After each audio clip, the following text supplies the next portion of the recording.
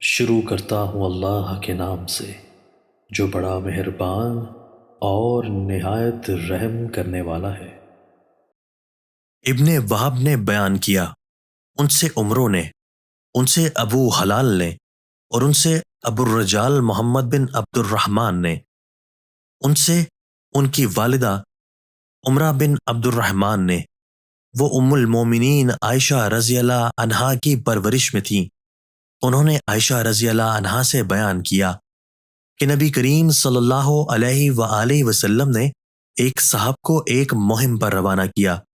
وہ صاحب اپنے ساتھیوں کو نماز پڑھاتے تھے اور نماز میں ختم قل ھو اللہ احد پر کرتے تھے۔ جب لوگ واپس آئے تو اس کا ذکر نبی کریم صلی اللہ علیہ وآلہ وسلم سے کیا۔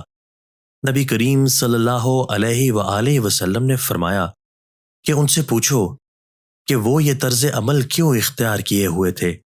چنانچہ لوگوں نے پوچھا تو انہوں نے کہا کہ وہ ایسا اس لیے کرتے تھے کہ یہ اللہ کی صفت ہے اور میں اسے پڑھنا عزیز رکھتا ہوں۔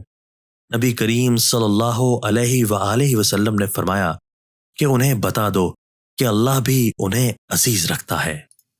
دوستو، اللہ تعالی ہمیں ان احادیث مبارکہ پر عمل کرنے اور اپنی زندگیوں کو سنوارنے کی توفیق عطا فرمائے۔